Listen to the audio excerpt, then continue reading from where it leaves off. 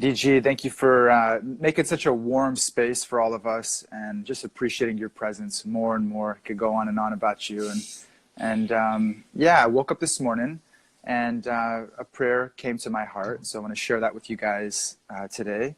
And if you're not familiar with prayer, just get yourself in a comfortable seated position, and start to tap into your breath, just taking natural, nice deep inhales and exhales. And just noticing that your mind, wherever it's at right now, just with each inhale and exhale, just bring it into the sensations in your body. Just bring it into the present moment by feeling the sensations of what's going on right now for you in your body, without judgment. As we come into this present moment, we're going to work to bring this individual heart, the individual soul, and to bring it into connection, to link it with the universal soul, with our divine beloved, through prayer,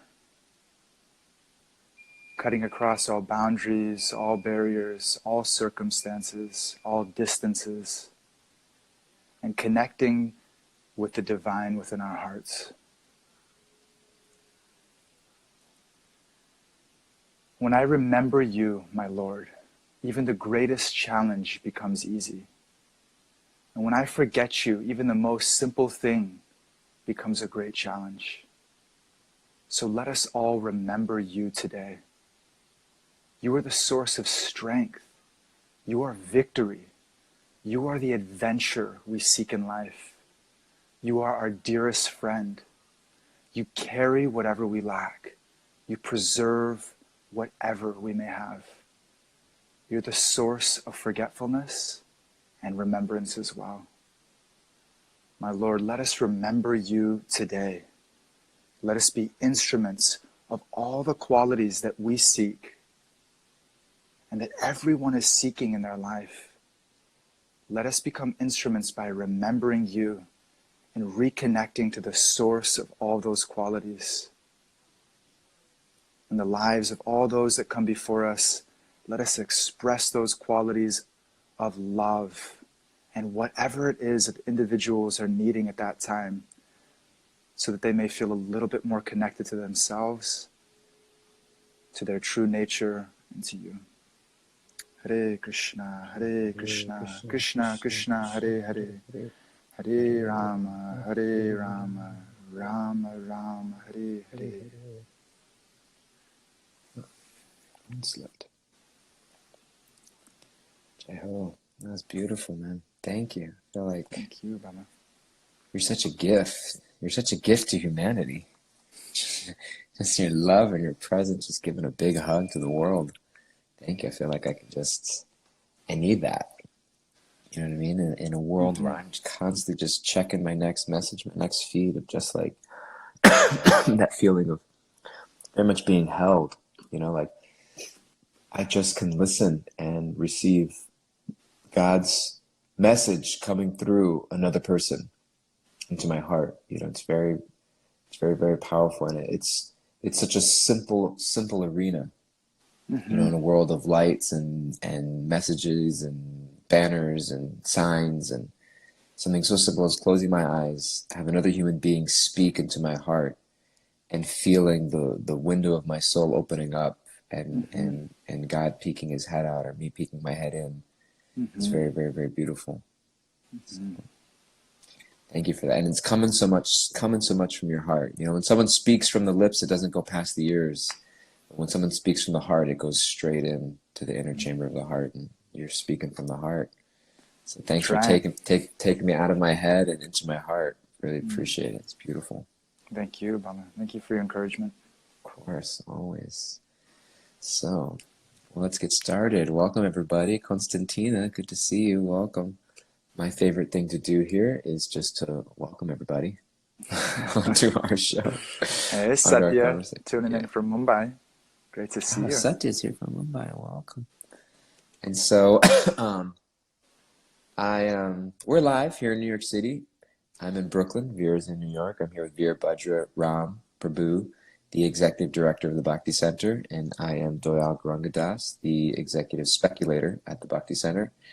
And we're here just having a conversation with each of you guys and with ourselves. And one of the things also, just to remind ourselves and our crew, is that we really want to be here for you guys. And part of the inspiration of starting this conversation was to just give a platform for us to communicate what's going on in our minds and our hearts and share the conversations that we're experiencing. Because I think when we start to share our experiences with each other, we experience a sense of hope, and we also experience a sense of connection, because we realize we're not as alone as we think we are. I was having an online morning sangha on Friday with somebody, and a question that comes up often, Vira, is that people sometimes often feel, I often feel, or others often feel that we're uniquely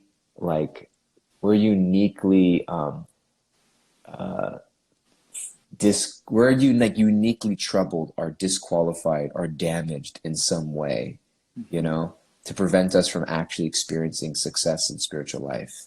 Mm-hmm. It's one thing to be struggling with something or to feeling alone or isolated, depression, or anxiety. It's another thing to feel like I'm specifically going through something which is that nobody can relate to. Like I have a trouble or a challenge that like uniquely handicaps me in a way. I see everybody else is seeing courage and seeing hope and seeing connection and, deleting the apps on their phone they don't need to, and getting quiet and feeling the beating of their heart that we talked about yesterday. But for me, it's not like that. Like I'm really sunk down in a deep place and I don't know how to get myself out. But when we share our stories with other people, we share our personal stories, share conversations that we have, we realize like, oh wow, other people are going through what I'm going through also. Mm-hmm. And it gives us a sense of connection and hope. So we really want to encourage all of you guys not to share your deepest, darkest secrets and bare your soul on an Instagram chat board. But if you have questions, if you have thoughts, if you have realizations, if you just have something, somebody's beautiful just shared something about you, Vera Budger. Somebody said, in Marmot therapy training, Vera speaks of the biggest thing to learn is being fully present with another person. Prabhu, you, Vera, you definitely embody that beautifully. I agree. And so if people have sweet little words of encouragement, or if there's just questions or thoughts, or we want to hear from you and make this an interactive dialogue. So please do feel free to write to us. If you don't feel like you feel comfortable on a personal chat board, email us at myself at Doyal, Doyal, at bhakticenter.org, or Vira at bhakticenter.org, or write a message to the Bhakti Center Instagram message, or just put something right here on the chat board. We want to hear from you. We'll take live questions and thoughts and experiences. So just want to encourage that we don't want to be talking at you. We want to be hearing from you. And on that note, I've been talking at you for a while, and I want to. How you doing this morning, Vera? What's on your mind and your heart? I'm doing great. Today, I'm feeling great. I'm feeling super grateful to be online with you guys, and feeling connected this morning. And as you were sharing, I was just thinking of my own life. When you were talking about, hey, okay, I'm uniquely broken, right? Yeah, that's the word I'm looking for. I'm uniquely broken, and there's something about me that's just like, you know what, like I'm just gonna have I'm gonna have to be at battle with myself my whole life in order to kind of keep the demons at bay. It's gonna just be like this full-on battle that's going on to keep the darkness at bay. And so I can relate with that. I can really relate with that in my own life. And for whatever reason, just my experiences of the material world and the impressions that have been placed on my consciousness that I have struggled with depression, and I have struggled with, self-doubt, and I have struggled with really understanding what my purpose and meaning is, and really feeling like it's just going to be a struggle. Like that is just what it is, at most, I'm going to have to walk this narrow line, but like any minute I could just fall off the cliff, So just like walking through life with this anxiety and this fear and this real tension going on inside. And so I used to think that, and it's not, I used to think that hey, you know what, I just got to be really on top of my lifestyle. I got to be really on top of my meditation. I got to wake up early, and in order to keep the demons at bay, you know, that's the path I've got to take in life. And it's an insane amount of pressure. It's insane, right? It's like I'm at battle with myself, right? And okay, like I'm bringing this light in to kind of like illuminate my consciousness and help me, you know, to be in that higher state of consciousness. But the moment that I slip from like keeping that light coming in that consistent way through my spiritual practice association, that darkness is just like envelops me, you know, like a wave, like the dark night of the soul.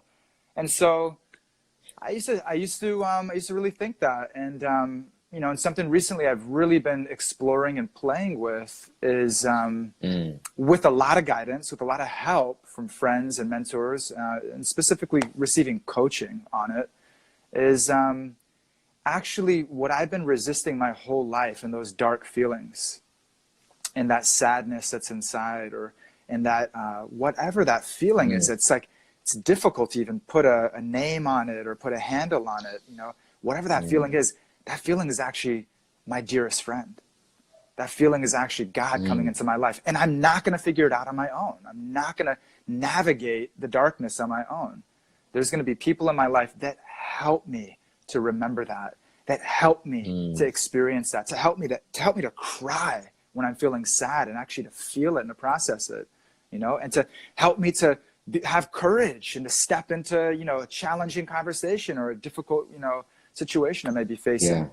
And so, you know, with that unique brokenness feeling, I think, you know, to speak to that is that, you know, all of us are going through unique stories, right?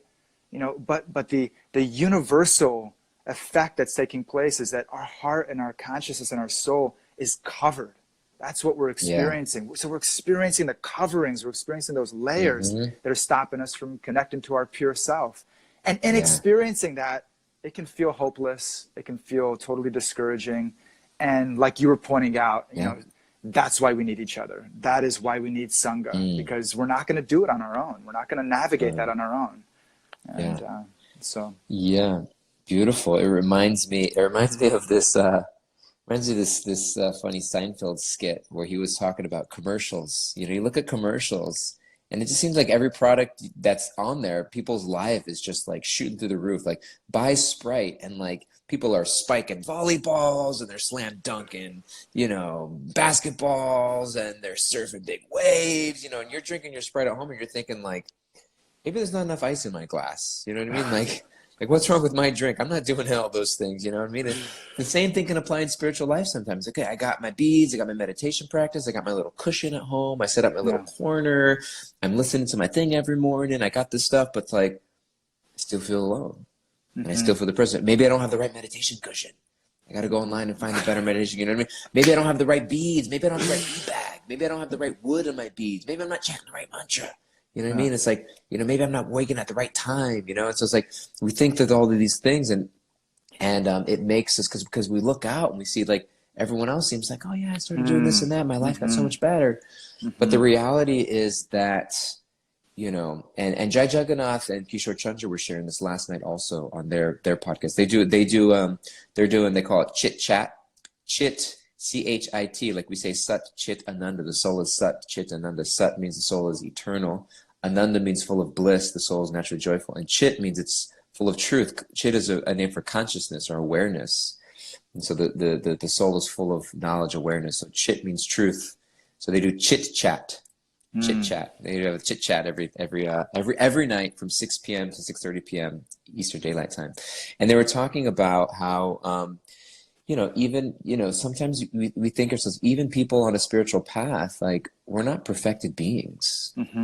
You know what I mean? And just because we're sharing spiritual truth doesn't mean that we've got it down.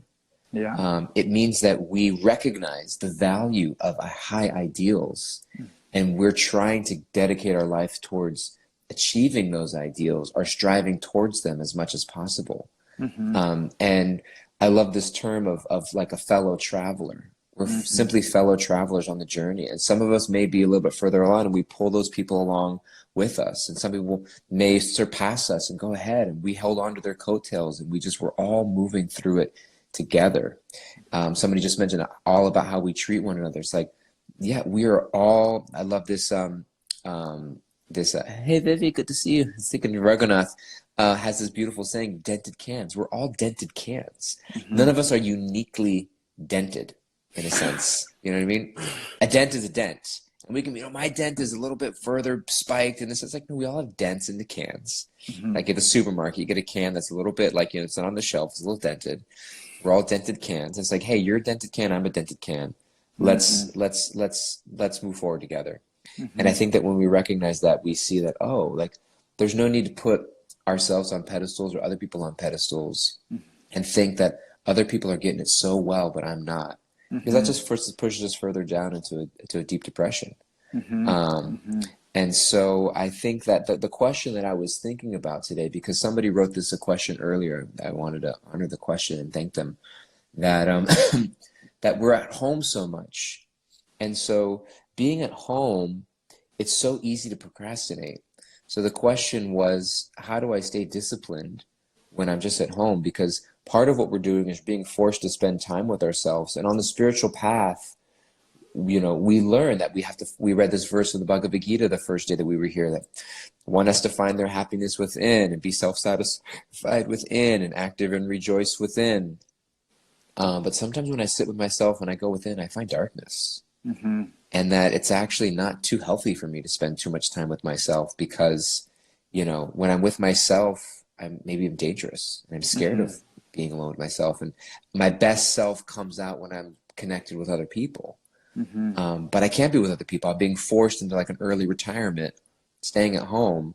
And so how do I know, this is a question for you, for us, how do I know that when I'm sitting alone with myself, I need to sit with it and go inward and find something deeper, or that restlessness is a sign of like, okay, I need to get up and reach out and connect with somebody? How do I know if reaching out to connect with somebody is a scapegoat of just being alone with myself, or it's really I need to take that life raft and take that life ride and not isolate? It's kind of like that dynamic of being alone but also staying connected. And I think that addresses like the discipline, because when we're alone, sometimes it's hard to be disciplined. We need accountability. So, what do you think about that? How do you think people should address that? How do you address that? That's what I was thinking about. And I was like, I don't know. Anybody have an answer to that question, please? Yeah, well, definitely some thoughts on it for sure. And I mean, you're touching on it, right? You're really kind of framing it and giving the answer at the same time. That's what I could hear in you sharing. Yeah, I hope we come up with an answer that we could use, because for ourselves, we need it too. Yeah, definitely. No question about it. And I guess, just what you were sharing before, just kind of reflecting that and touching on it as well, is that, I remember you and I having a conversation as Bhakti Center is going through some org development and some shifts as an organization to see how we can most effectively serve the people. That is what we're here for. We're here to serve each other's spiritual transformation and to serve each other, right? And transforming our lives, experiencing Bhakti, and sharing that with the world. So we're going through this, and Doyle and I are talking. We're like, okay, the Bhakti Center is a home for spiritual transformation. We're like, no, the Bhakti Center is a home for the process of spiritual transformation, right? Like we're all in process. We're not guaranteeing nothing. We're just showing you the way. Yeah, we're all in process, right? And so much of that is the vulnerability, right? I'm not spiritually perfected. Like I've got dents in my can. I've got issues. I've got challenges that I face every single day in my life, And I'm in the process of trying to put God in the center. I'm in the process of trying to live my life by higher principles and higher values. I'm in that process, right? Yeah. And through that process, let me be real with where I'm at. Let me share vulnerably with where I'm at. Because if I do that, I'm going to give people the permission to do the same thing, right? Totally. I'm giving everybody the permission that's around me to say, hey, it's okay to be vulnerable. It's okay to not have it down. It's okay to be sitting in meditation feeling like I'm not hearing the mantra and I'm just going on the merry-go-round of all my mind's thoughts and the negative thoughts and the hopes and the wishes and the desires, right? Or whatever it is. you know, hey, I'm not feeling happy right now. I'm not feeling connected right now. To be able to be vulnerable with that, and also to celebrate it when we are, to be able to celebrate it vulnerably when we are, and lift each other up. And so you know, if I'm on my own and I'm noticing, you know, and this takes self-awareness for sure. It starts there. It takes that awareness and that acceptance of our experience. And if I'm noticing, hey, I'm on my own, and even though I'm meditating, you know, even though I may be going through the motions of spiritual practice and ritual and discipline, I'm noticing I'm going down. Yeah. Like my consciousness is becoming more judgmental, more critical, more fearful, more controlling. I'm on my own and I'm still practicing, but that's where my consciousness is going. I need to get an association ASAP. The ship is sinking, right? Okay, before I end up completely underwater, feeling like I'm drowning in my own you know, illusion of experience of life, my own suffering, my own difficulties and challenges, before I'm drowning, let me call out for help. Let me reach out for help, you know? And so I guess that's an indicator for me, you know? And I think that association is one of those things that's like, it's like the 80% of our spiritual life. It is everything in our spiritual life. And for any life matter, it's everything, right? If I want to be, you know, more effective at navigating the difficulties, the complexities of life and keeping a spiritual consciousness, I need to be with people that are doing the same thing. They're working on it. They're doing that. That is paramount, right? So that goes without saying that we need that steady in our life. And if I'm noticing I'm sinking, I need to get even more of that. I need to let that come into my life even more. I need to be around that person or those people or that community even more. I need to put myself in it, expose myself in that way. Yeah. It's so beautiful, man. You're speaking so real and so honest. It's like, there's a couple things I wanted to respond to. One is, I was thinking on a practical level, like how many times have I personally been like, okay, here we go. It's 7 o'clock at night. The rest of my night, okay, I'm gonna read. I'm gonna chant. I'm gonna get to bed early. And I'm gonna wake up in the morning and do this. And like 2 hours later, I'm finishing up a movie, and I'm just like, what just happened? How did I just spend my night? Why did I do that? You know what I mean? Yeah. And it's like I have a choice in that moment. Yeah. And I've done both of like get depressed, beat myself up. I'm such a piece of shit, and I'm hopeless. I'm such a low person. And you know, and I'm supposed to be here. I am teaching this conversation or teaching, you know what I mean, this, that, or the other. And I'm like not even a good example, you know. Or I can be like, you know what, like whatever. I can catch it and be like, oh yeah, I'm in the process. I'm in the process. I'm not a perfected person. I'm in the process. And let me just like at any moment I can re-put myself in that process. And it's like it's next up, next day, like start over, and let me reach out or let me connect again, and let me just however many times it might take, let me just like it's never a game over. You know, it's never a game over. Like it's always a next opportunity. You know what I mean? I think that's so important for us, and for us to recognize that. Yeah, that simple phrase, like in spiritual life, and there's a verse that I was thinking of as we're speaking right now. One of my favorite verses, beautiful verses from the Bhagavad-gita, is that, you know, really that it's never a game over. It's always a next opportunity. There's never loss or diminution in this path. It's another verse I was thinking of. I was listening to. Yeah, go ahead. I was listening to Radhanath Swami, just right on that. I just keep your train. But he said, okay, he's talking about investment, right? He's like, you could invest in the stock market, you could invest in this. And right now we know with stocks, it's crazy, right? Or you can invest in your spiritual life. And just a little bit. He was just saying, even if you just think kind thoughts toward another person, right? That investment, that's going to carry you through a difficult time, right? You just open the door, you know, with gratitude for the person. That's going to carry you through the next time, just the smallest thing. Stay with it, DJ. I don't want to take you if you're on your train still. So no. But just, stay. I love it. You're at it. But just totally. right, yeah. Just totally. like, okay, what's the sure investment? What is the sure investment? I think that in this life, I could invest. I could store things in the storage house, put stuff in the safety box, save tons of money in the bank. I could I can make my kingdom on this planet Earth. I'm going to make my kingdom. But man, like at some point or another, it's lost, right? Totally, yeah. The thing that I was thinking of there, I wanted to read this verse from the Bhagavad Gita. Maybe we'll read it and close with it and pick it up next time. But I was also thinking of, there in spiritual life, there are three types of relationships that are laid out for us. One is people who are less along the path than us. And for them, we relate to them in a mood of compassion. That we want to help bring them up. You know what I mean? Which in some ways is antithesis to how we do things in material life. If I'm in a business or a company and there's a young buck coming up behind me, I'm gonna squash him.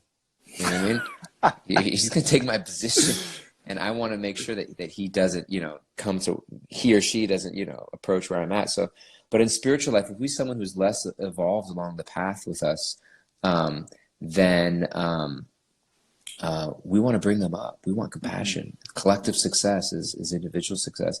And then there's also people who are more along the path than us. And we relate to them in a mood of submission and surrender. Because we recognize that we want what they have. Not in an envious or jealous way, but we want to humbly submit ourselves that they will show grace upon us. And bring us into their association because we value it so much. And those two relations, to some extent, can be straightforward. Sometimes someone's mentioned I have a tough time with compassion, and I'll just release it. Sometimes when we have a tough time with compassion with others, and this is a general statement, it doesn't apply to everybody, but just as a quick response to that is sometimes compassion needs to start with ourselves. If we're very hard on ourselves, that generally translates into being hard on others. And there's something in us that is unforgiving towards ourselves that disallows us from being forgiving and compassionate to other people. So I won't have time to talk about it right now, but if I'm having a tough time being compassionate to others, there's probably some harsh judgment I'm holding towards myself that would be worthwhile exploring. So that's just a quick mention of that point. But the third relationship is relation to people who are at the same place than you. We call them peers. And sometimes those are the hardest relationship to have because we want to sometimes judge or categorize people as senior or junior or above or below. Because when someone's below us, it's an identity of superiority or like, oh, I'm the compassionate one. There's a sense of identity with that. If someone's above us, it's like, okay, I can just chalk it up, this person is greater than me and I want to serve them and I want to, it's a challenge. It's a healthy challenge of growth. I want to become more like them. But when somebody's my peer, it's of all the three relationships, I think it's the biggest breeding ground for envy. Because it's like, we start to think that we look to our left and look to our right, we compare ourselves. But if we approach it on a healthy level, these are the most important people in our life because these are the people that we can relate to. These are the people who we can open our hearts with on a genuine level. That we can see like, oh, I need people in my life in my same stage and phase of life, making the same mistakes as me, but with the same aspirations as me, in the same process as me, and recognize, I'm not in this alone. We're a unit moving together. And so like those peer relationships are so valuable to us, and it requires tremendous humility, but they're very, very valuable. And so it's kind of like, we talk about finding purpose. It's like, where are these three relationships in my life? Who are the people that I'm lifting up and helping? Because it gives us a healthy sense of identity. Like, oh, I have something to give. Like I've lived my life to the extent that I have, and I want to help others, and we can share that. And who are the people that I'm submitting myself to and seeing as like someone more advanced in my path that's pulling me up? And then who are the people that I'm walking alongside with? And so those are somebody, and the peers are people you can be most vulnerable with than others. So real quick, it's 9:26. I don't know if we're going to get to these verses, but somebody wanted me to mention them. The verse about never losing our spiritual deposits is Bhagavad Gita verse 240, chapter 2, verse 40. Krishna talks about how that a little bit of deposit into our spiritual path is never lost. But the verses that I want to get to today, maybe we'll pick it up tomorrow because I want to hear your closing thoughts, Vira, was verses 9:30, where Krishna talks about how we're going to make mistakes on the path, but our sincerity and determination is our saving grace. And with that sincerity, and that's kind of where I was talking about myself, with that sincerity, I have enough sincerity to believe in my ability to stay in the game. But I can believe in my sincerity enough to keep me inspired and hopeful, but I can also doubt my capacity enough to know that I need grace and can stay humble. So I don't need, sincerity doesn't mean that I become proud, but it just means I can have sincerity that keeps me in the game and keeps me at the process. So anyways, that was me. It was a little bit of a rant and a ramble. Hey, Keely, good to see you. Welcome. What are you feeling, Vila? What are you thinking? We've got a few minutes left here. Your closing thoughts or any thoughts, any reflections? You know, Just appreciating. I just opened up the Gita, just taking your lead on it, and beautiful. you said 9:30. Verse 9:30 of the Bhagavad Gita, yeah. 9:30 and 9:31. And there's some gems in the purport also. We don't read the whole thing, but some beautiful gems in the purport as well. But yeah, that verse, I think is kind of really related to what we're talking about. Loving it, DG. Loving what you're sharing, and it's a humility and also like a confidence, like simultaneously, that confidence that, hey, I can take a step forward in my life. Hey, I have the capacity to take a step forward. All right, I'm gonna give it my best shot, right? And then the humility to know that it's much bigger than us. It takes grace. Yes. It takes friendships, peers, relationships, mentors, coaches. It takes this holistic approach to keep navigating life in a very conscious way, and keep moving toward our goal. Totally. Yeah, that's basically it. I love the way that you put it. Is that it's all I have to do is just keep showing up. Because I love you said the humility to know that it's something much bigger. My part in the equation is to show up. Krishna's part is to actually really in some ways do the work within us to move us forward. It's not something that I'm going to just muscle my way through. I need grace from other people and from God directly. And so, but the way I invoke that grace is by showing up in my relationships with other people, showing up in my relationship with Krishna and my sadhana, whatever it is. So if I have, we talked about the example of myself, like, okay, I'm going to get to bed early and I'm going to have all the spiritual stuff. And then I just like distract myself in some way that I'm not, I wouldn't, I'm not proud of or whatever it might be. It's like, okay, I can still show up tomorrow. I can still show up right now. I'm going to keep showing up and showing up in our relationships. Sometimes I think that I need to have some big reason to reach out to somebody. You know what I mean?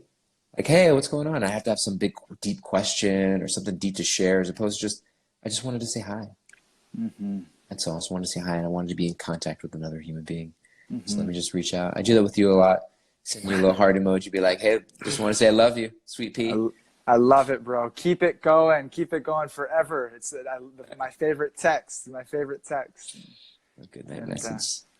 I was just gonna share. Okay, we're closing. It's 9:30, and we'll get to the verses tomorrow, DG. And let's get those verses tomorrow. Yeah, thank you guys for tuning in. And if we're gonna take something forward, just appreciating what you're sharing, kind of encapsulating, DG, is that okay? What's one step I can take right now? What's one way that I can put myself into contact with God today? What's one way that I can put myself in service to another? Let's just write that down. Let's jot that down in our note. Let's take a mental note of that. Let's do that today. One act of service, one act of compassion, one spiritual act. Let's do that today. You're going to feel the amazing positive effect of that. Beautiful. Thank you, Vira, so much for sharing that, for always keeping it practical. Love you so much. Love everybody who tuned in today. Again, as always, reach out to us if you feel you want to stay in touch. My name is Doyal at bhakticenter.org or Vira at bhakticenter.org. We'd love to just hear you, be in touch, stay connected with each other, show up for your loved ones and for yourself. And we will see you tomorrow, same time, same place, one step at a time, one day at a time. Joy Elephant, thank you. Thank you, Constantina. Thank you, Amanda Stone. Thank you, Vivi, for showing up. Zoe, everybody who's here. Love you guys. And we will see you tomorrow, right? Yeah. God willing. We'll God see you in the willing. morning. Yeah, Trisha, take care. Balaram, Haribo. Okay, guys, we are signing out. And Have a beautiful day. Hare Krishna. Hare Krishna.